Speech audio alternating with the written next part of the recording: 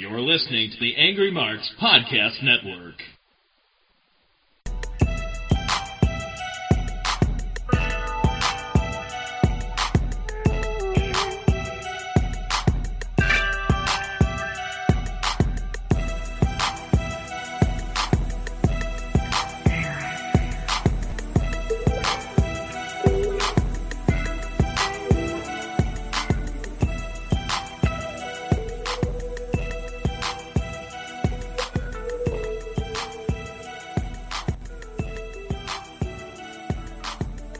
Welcome to the SmackDown RunDown. Yes, it is I, your host for the evening, Nikolai, and I am joined once again by my co-host, King J. The king has arrived. Yes, SmackDown is getting very interesting lately, and for this week's episode, Whispering Johnny, as Sierra likes to call him, was the special board of directors appointed general manager for the night. And, oh god, as bad as we had to see him so many times on Raw, we had to see him just as many times, if not more, on SmackDown. I don't know what's worse, him or Dancing Teddy Long. Okay. I'm gonna just say this first. John, Mr. I think I'm Barry White, but I'm not Barry White. But I think I am because I'm, Laurinaitis. I don't need you on SmackDown. I don't need you. I don't need your suspect, coffee drinking, wannabe lawyer. Just as much as I don't need Mr. I think I'm thugging and bugging Teddy Long wearing 1998 Steve Harvey suits. I don't need either one of y'all. And Teddy, me and Sierra, this is coming from her too. We've been trying to claim you. We gave you a pass all during Black History Month. Now, all of a sudden, you really just trying to try people. Get it together before I call Jazz and have her bitch clamp you. Because I'm really just needing her to run in and bitch clamp you right now. That was a nice little rant to start the show. I'm quite enjoying that. I know we didn't get into this part of the show yet. I'm not hyped for Mania, and I'm damn sure not hyped for Cue Ball versus I Need a Throat Lozenge. No. I'm not in the mood. At all. Well, we had to see old Whispering Johnny at the start of the show just to thank the board of directors for giving him the opportunity to manage SmackDown for a night. And he thinks that he's better than Teddy Long already.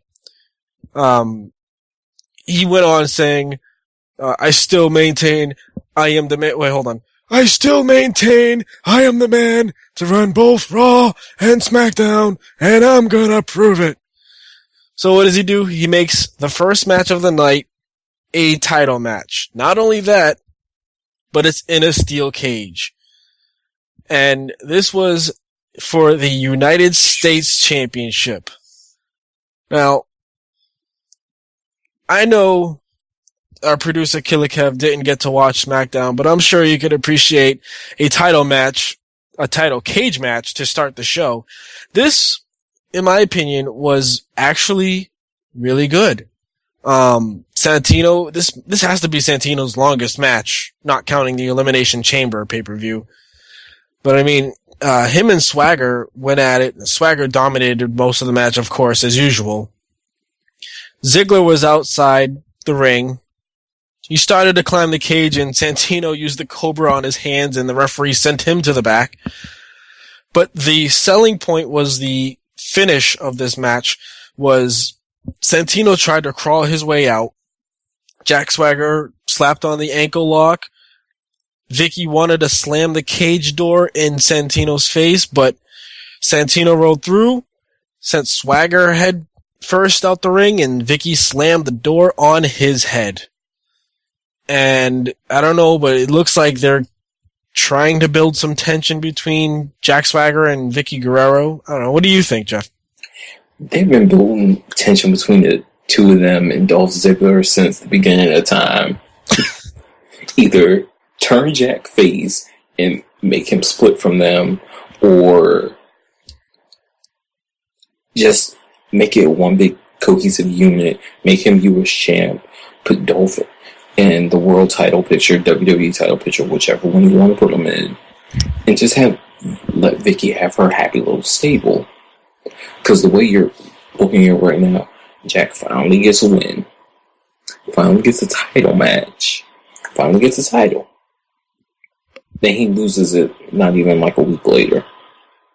The hell kind of booking is y'all doing at WrestleMania? Like, I don't get it. It's to the point where, I mean, I'm happy for Santino, because God knows he needed something to do. But who are you really going to have challenge him besides Jack Swagger? Because you don't know what the fuck you're doing with The Miz. Everybody else on Raw is a face.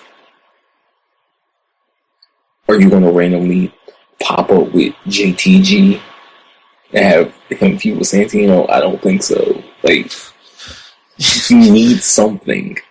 You know, it's funny you mentioned they don't know what they're doing with Miz, because he was on SmackDown also tonight. But we'll get to that later in this episode, because there's just a little bit more that has to go into that. But I don't know how to take the next segment. Was back in the office, Johnny Laryngitis was steaming. I mean, he had a scowl on his face because Santino won, and Teddy Long went out to hug him. So they had a little confrontation in the office, and Laurinaitis actually challenged Teddy Long to a one-on-one match. The twist was Long wanted him to call off the Oksana vs. Kane match, but Laryngitis said that if Teddy Long won, then he ensures that Oksana will face Kane. So he's already trying to put the screws to Teddy Long, and we might as well just skip to that. They had that little confrontation in the ring, and Laurinaitis wanted Teddy Long to just lay down. Lay down, do the right thing. Lay down, Teddy. Show the WWE Universe who the better man is. And Teddy Long says no, so Johnny calls out Kane. But Kane didn't really get to do much, because Randy Orton came out and gave him an RKO right on the floor. Laurinaitis was so distracted that Teddy Long rolled him up for the 1-2-3. And John Laryngitis' first match in WWE is a loss in less than 4 seconds. Whatever. I mean, SmackDown tonight bored the hell out of me. Like, besides a good opening match and another match that we'll get to later, I didn't give a damn about SmackDown. And over the past 2 months, I haven't said that. Like, I'm more interested in what's been going on NXT and Superstars than I am with the brand that we're supposed to be talking about.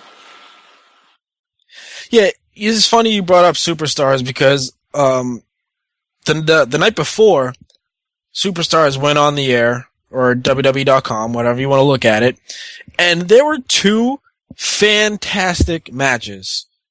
First, Justin Gabriel versus Heath Slater. That was the first match of the night, and we've said this before, because they had a match about a month ago, which was really good. This one was just as good. I mean, these two actually work well against each other. I thought they fit well when they were a tag team. You know, they're former 3-time WWE Tag Team Champions. Now that they faced each other, they've had nothing but good matches. And the other match that was of importance on Superstars And this one I was actually in Boston live to see it before Raw aired. Kofi Kingston versus Dolph Ziggler, 1-on-1 for about 15 minutes for the main event of Superstars. Phenomenal. Yeah, he had close calls, near falls everywhere, finisher, kick outs. I mean, this was an absolute awesome match that people need to go out and see. Just Google a match or go to WWE.com and look under Superstars or YouTube or Hulu, whatever the case, they'll have it. You can find it anywhere. This is a must-see match if you're sick of all the crap that they're putting on Raw, if you're not happy with how SmackDown's going, you just want a regular wrestling match, go watch Superstars. It's well worth it. Both of those matches were really good. I enjoyed them. I got worried for a second when you said you were going to Superstars because I thought you were going to talk about that other match that we're not referring to. No, Jinder Mahal and Ted DiBiase, they kind of had a renewed feud for Superstars. It was an okay match. It wasn't as good. It wasn't as good as the other two, but it held its own, and it makes me wish they did a lot more with Ted DiBiase. But unfortunately, he's recently hurt his ankle at one of the live shows at the house show, and thankfully he doesn't have to do surgery on his ankle, but he is taking time out to heal and rehab his shoulder at the same time. He's actually having surgery on his shoulder, which I'm like, wait, but I thought it was your ankle, and then I read the report and I was like, oh, okay. Yeah, first he injured his wrist, now his ankle, and he's fixing his shoulder. The guy's all messed up. He really is, but when you're a wrestler, you're always pretty much hurt. Yeah, and it sucks when they get hurt around this time. The road to WrestleMania, it's always a bummer. Look at Wade Barrett. He got hurt a month ago, and he was going to miss WrestleMania with his shoulder. Yeah, he had surgery and is supposed to be out for like 4 months. Yeah. And last I heard, he went back to England. Well, you might as well go do something to see your family if you got time off. This is true also. But going back to SmackDown, I want to touch on another match. Mark Henry versus Ezekiel Jackson. He got beat like he stole something. Exactly. Recently, since Mark Henry has gotten to be 100% from his groin injury or ankle, whatever was actually hurt, he's been losing quite a few matches. He got a win over Ezekiel Jackson, who's on a losing streak of his own. Mind you, he has not won a match in 2012 so far. Not as if it matters for him, but there are a lot of people on losing streaks in WWE, and I can't understand it because some of them are some of the hottest superstars they have that they could actually be doing something with. But Mark Henry got his first win since being 100%. It was a very short match, but, I was actually into the match when they started.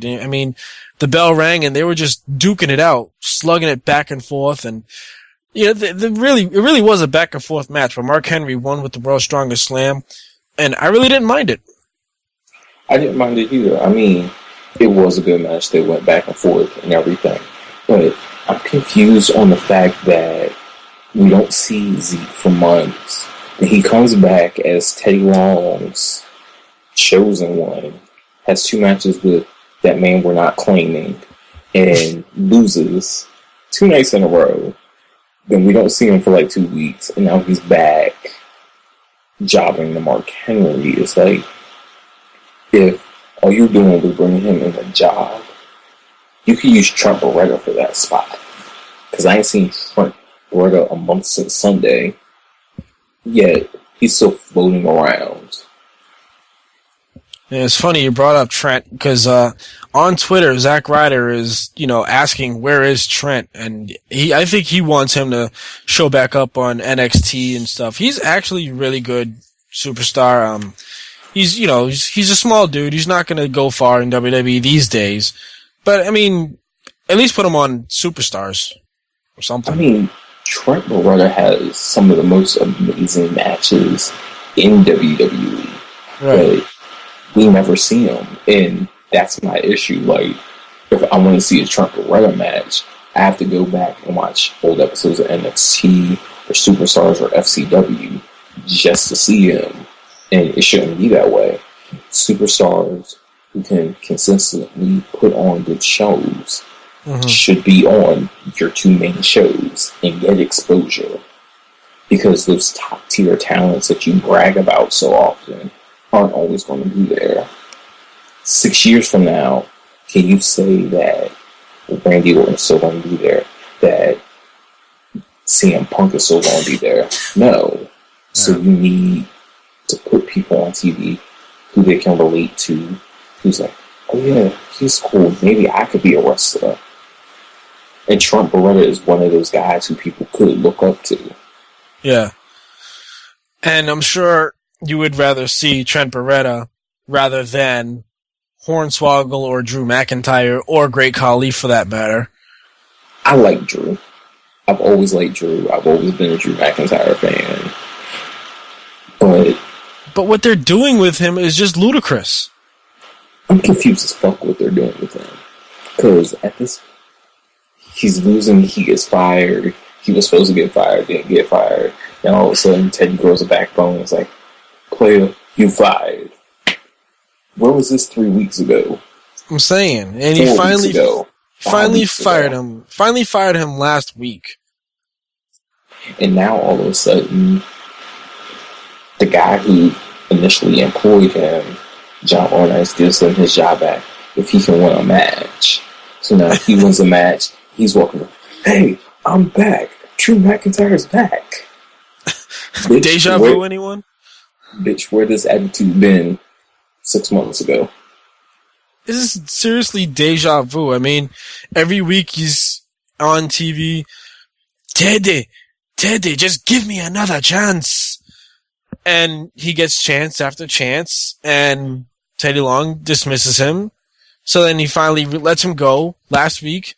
This week he shows up. And he says, yes, Teddy Long fired Drew McIntyre.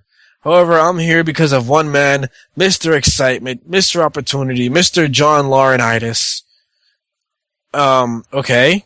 Yes, we kind of figured that. The heel GM would bring you back. So McIntyre says, he's giving me an opportunity to regain my job if I defeat a mystery opponent. Hey asshole, hasn't Teddy Long been doing that for you for the past month? Do you see a point here? Okay, here's my thing. Drew, he got fired, right? Correct. Why you have an entrance? Why aren't you coming through the crowd or coming out to silence? I mean, plot holes. I know. And, Great Khali comes out, but yet David Otunga tells him to have a seat. Literally. Tells him to get out the ring and have a seat. How is he just going to... How is he going to steal our thing? I automatically thought of... People. Yeah, I automatically thought of you, Ciara, Stevie J, everybody here at Angry Marks, because that's our thing. And Otunga just stole that from us. See, that's another reason why we don't claim him. He's even robbing. Steal people things. He's robbing lines from the Angry Marks family. See, we gonna have Suge handle him. That's just how that's gonna work out. But getting back to Khali, I understand it was supposed to be the oh shit, that's my opponent, but not really my opponent thing. Who could use Zeke for that? True. But instead, we have Khali in that spot, and Otunga brings out Hornswoggle to no music. Now, Hornswoggle is still employed, but he's the one who comes out to no music. He gets no music until he gets halfway down the ramp. I know. What the fuck? He's nearly at the bottom of the ramp, and all of a sudden, I'm like, okay, you guys are late with the music, and the entrance video. That would have had a bigger reaction with the crowd. He's sitting there like looking around like, why do I work here? Yeah, I know. Well, that match didn't take long. Drew McIntyre body slammed him, pinned him, picked him up. Body slammed him, pinned him, picked him up. Backbreaker, and the ref calls off the match. Which means Drew McIntyre has finally won a match. And officially regains his job that he never actually lost. I mean, I'm not a fan of Hornswoggle's gimmick, but Dylan Post, you are really a trooper for taking all those bumps. Yeah. And I would have rather see Trent Beretta in that spot. Yeah, because I thought he died like a couple thousand times over during that. Because after that initial body slam, I was like, damn, that hurt me. He was thrown to the ground. Poor Hornswoggle. I guess that's the consensus they want us to feel for him. BSR my ass. Oh, don't get me started on that. Let's move on to the new tag team, or the new developing tag team of Kofi and R-Truth, who Black have History recipients. Recipients, yep. That's their new tag team name, Black History Recipients. Or as Big Daddy Donnie from the O Show calls them, the Killings and Kingston Connection. They got their second non-title victory over the tag team champions Primo and Epico. This was my second favorite match of the night. Yeah. Just because I love watching Primo and Epico work. I like this match. I like the way it went, but it just feels like it's not going to go anywhere. I hope that it does, but I don't think it's going to. See, the thing that confuses me is what they're doing with tag champs, because they're consistently winning matches, and then all of a sudden, Ron and Kofi come along, and they can't beat them. I know. So it's like, are you officially going to put Ron and Kofi together as a tag team, or is this a placeholder until you decide what the fuck you're doing with Evan, who smoked his way into suspension, which is up, I think, next week? Yeah, it should be up by the end of next week. Matter of fact, it's going to end on St. Patrick's Day. Wow. Hope he doesn't fuck himself up that when he gets back. Don't celebrate off your suspension by celebrating St. Patrick's Day. That's just a word of advice, Evan. Yeah. But, I want them to build up this tag team division, because we have the Usos, who are seen every blue moon. You have, apparently, Kofi and Ron. Kurt Hawkins and Tyler Rex. Yeah, you have them. They're actually a steady tag team on NXT and Superstars. They are. And that's the thing. And hell, even if you're just trying to find something for Jack and Dolph to do, they're a damn good tag team.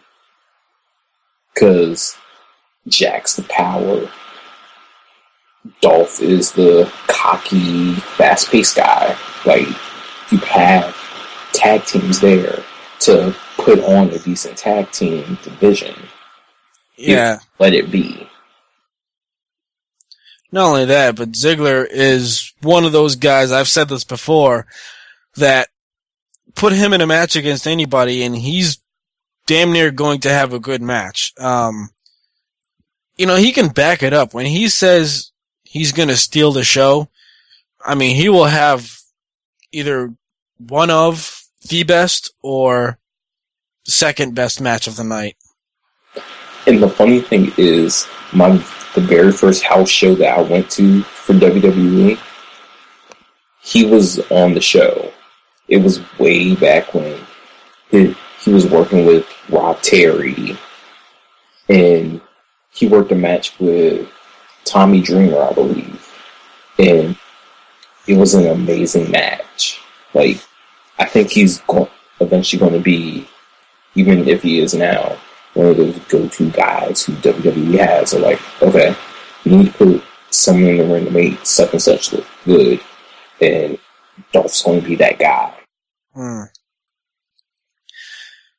I like Ziggler.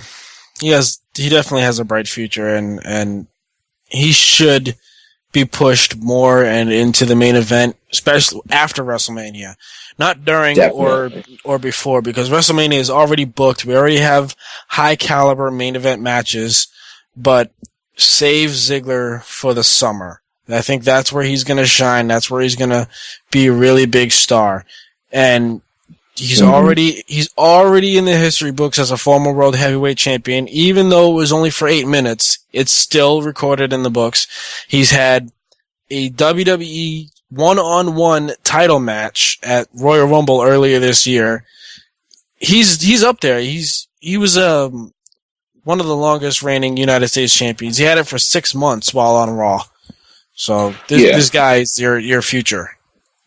Like, they have so many people who are in that order between main event and mid card who can go either way, and I think this year is Dolph's year to finally actually have a title for more than 8 minutes. Yeah, everybody needs to keep an eye out on him for the near future.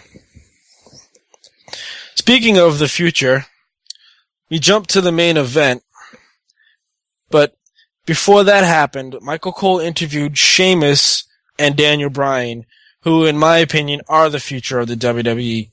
Sheamus is definitely the powerhouse that's the main eventer, and Daniel Bryan had shot into the main event. The really interesting part of this promo was Michael Cole's questions were about luck. Daniel Bryan says he doesn't need luck when you're that good. Can't argue that statement. He said it wasn't luck when he cashed in Money in the Bank contract. It wasn't luck when he defeated Big Show and Mark Henry in a steel cage. And it wasn't luck when he defeated 5 men in the Elimination Chamber. Fine. I'm cool with that. Sheamus flipped it up, though. He said everybody needs a bit of luck. He's been lucky enough to be in the United States, lucky enough to be in the WWE, lucky enough to be in the main event of WrestleMania for a title. And he says he's a firm believer in luck, but he believes you make your own luck. And I admire that. Yeah, that's a very true statement. I mean, overall, I enjoyed the segment and the way both of them played it. Sheamus played to the you have to carve your own path. Daniel obviously played the cocky heel who says, luck?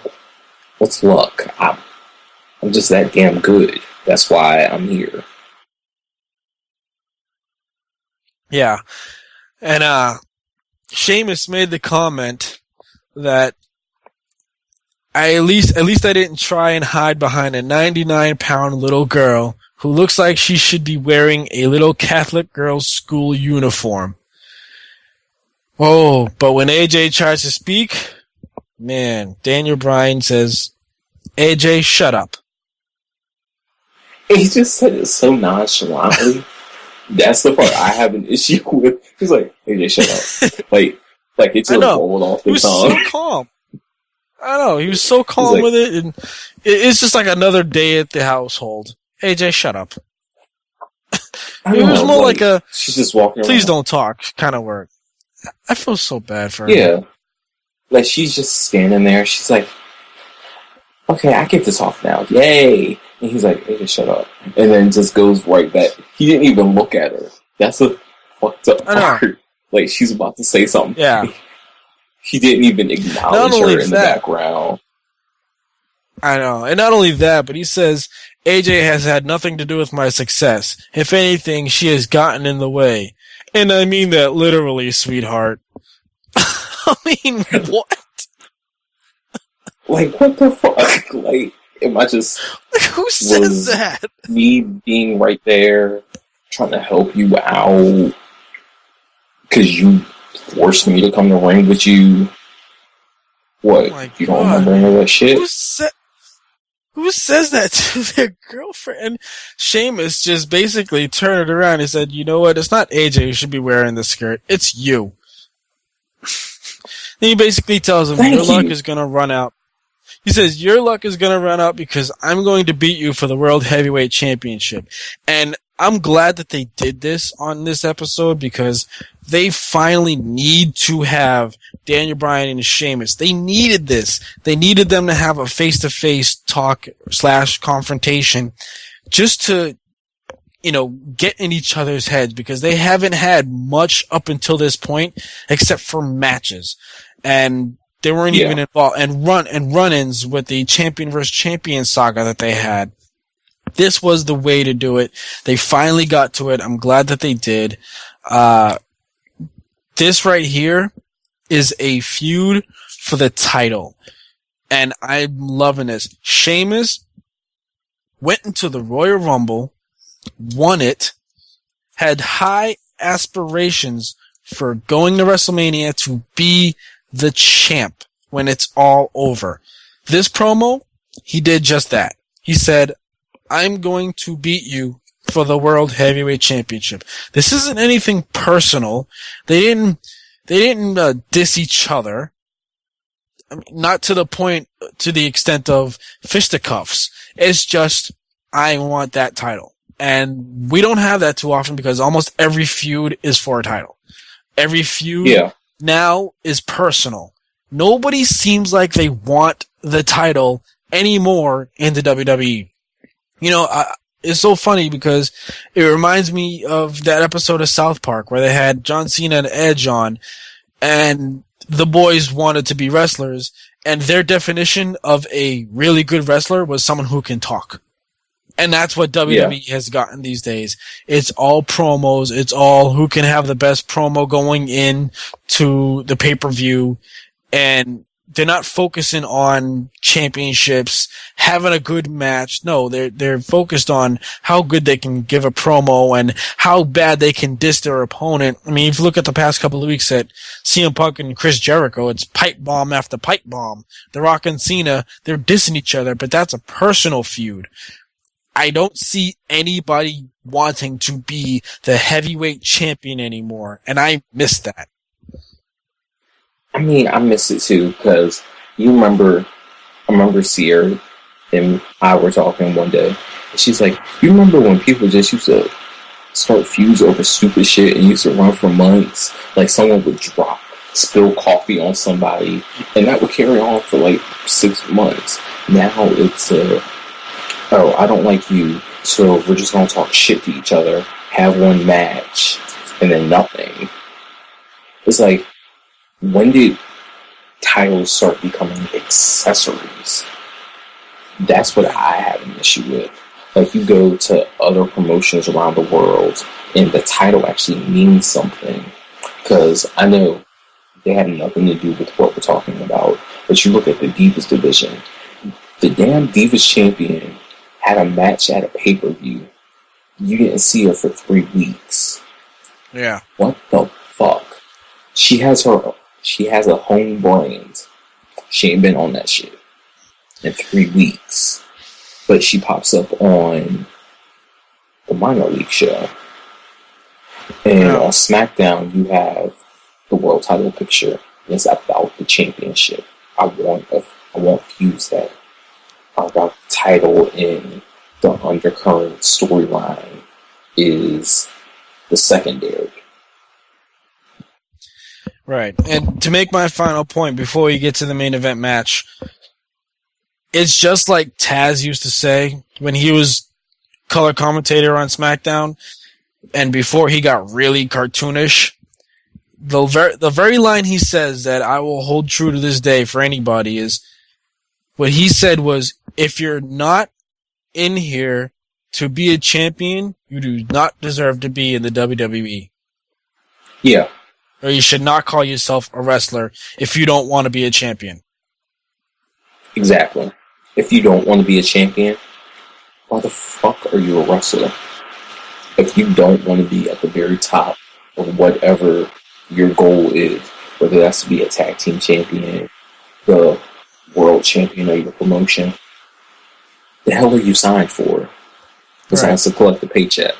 And even the Usos, their goal is to be tag team champions. They didn't say anything about world heavyweight title. They want to be tag team champions. I mean, that's something.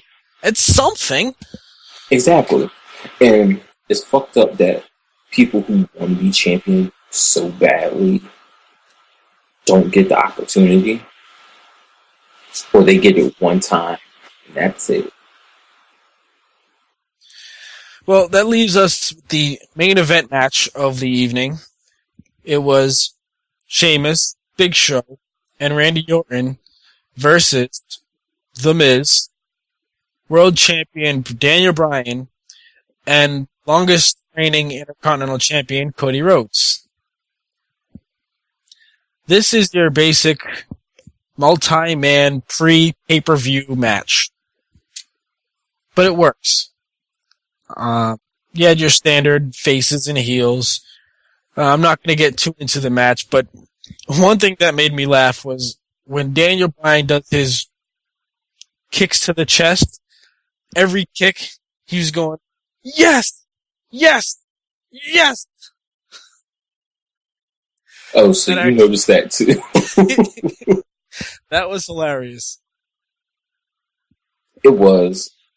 I mean, the match, everybody in the match, minus one person, deserved to be in that match because they had a feud going with somebody else in that match.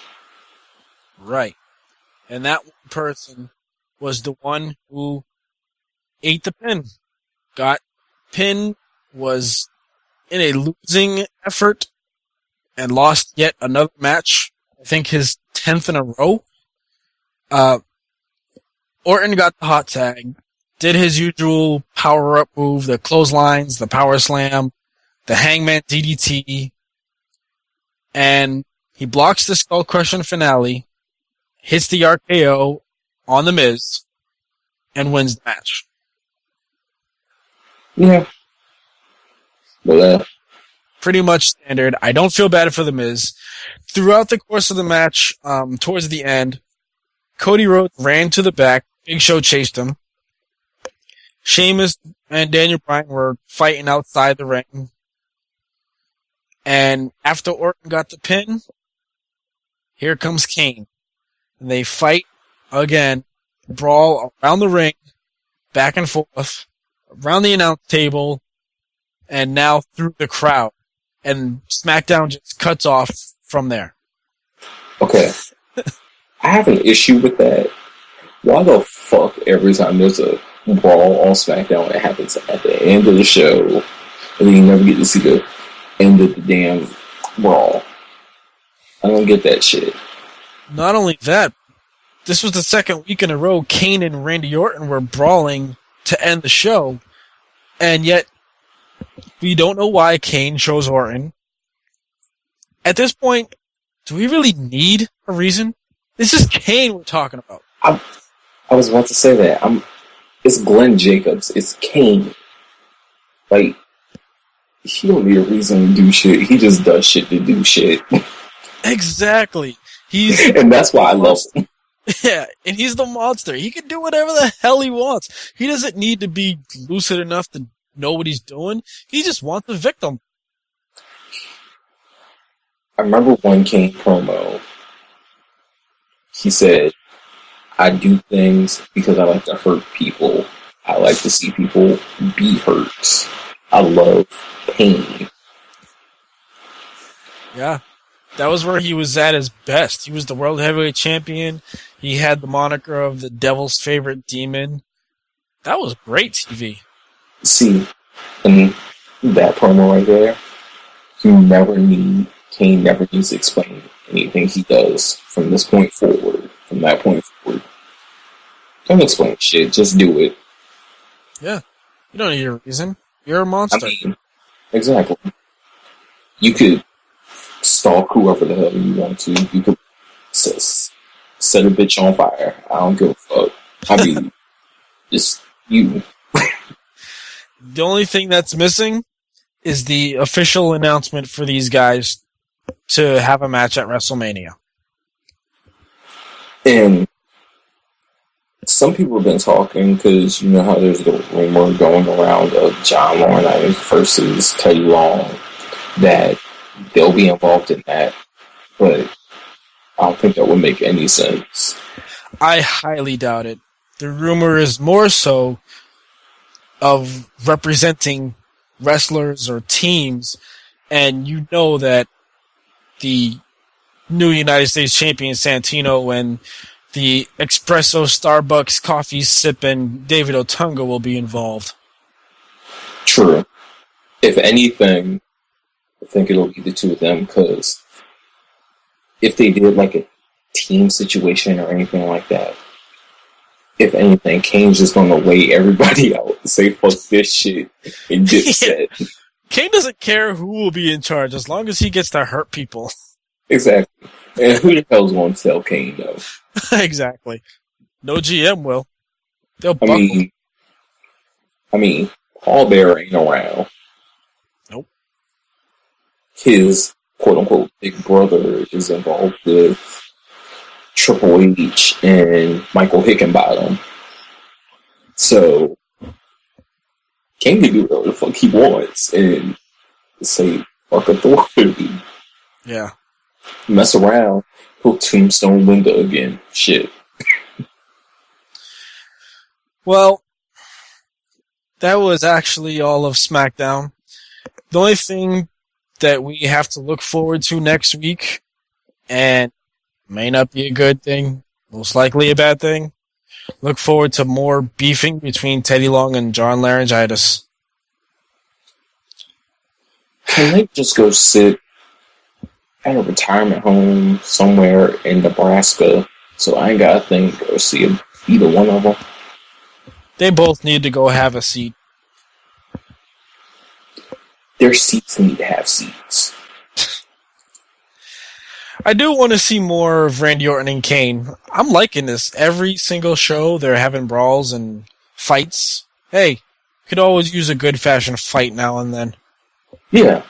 No, I'm enjoying that part. But this whole GM versus GM thing, I think it's too much. I mean, I understand why you want to do it, but you didn't think about this bullshit 6 years ago. You know, when you split the brands. Or like, yes, we need 2 brands with 2 GMs, and you have inconsistent rotation of characters on Raw, and then SmackDown, it was always trading between Vicky and Teddy. Like, just have one person run both shows. Because Raw is basically half SmackDown anyway now. Well, the thing I'm looking forward to SmackDown next week is continuation. I want to see more continuation on the feuds between Kane and Randy Orton, Sheamus and Daniel Bryan, and Cody Rhodes and Big Show. That's one request for Cody. No more pictures of the Big Show. That won't happen. As long as it's no more of the sumo wrestling shit, we good. We here. Don't hold your breath. They might recap that. I don't want them to, because I don't want to look at his crackery ass. I'm not okay with that. Oh, God. That just gives me flashbacks of Rikishi, and I don't need that. It's 2012. I'm not trying to remember 1999 to 2002. Well, that's something we can leave our listeners a nice mental image. Big Show's sumo ass and Rikishi's ass. So, that's going to do it for this week of SmackDown Rundown. I'd rather just look at Alicia Fox. Oh, God, this is all fun. I had fun this week. I don't know about you, Jeff. Yeah, I did. All right, that's going to do it for the SmackDown Rundown. We'd like to thank you all for listening, whether on AngryMarks.com or on iTunes, keyword AngryMarks. For my co-host King Jeff and for our producer Killer Kev, this is Nikolai saying we will see you next week. Good night, everybody.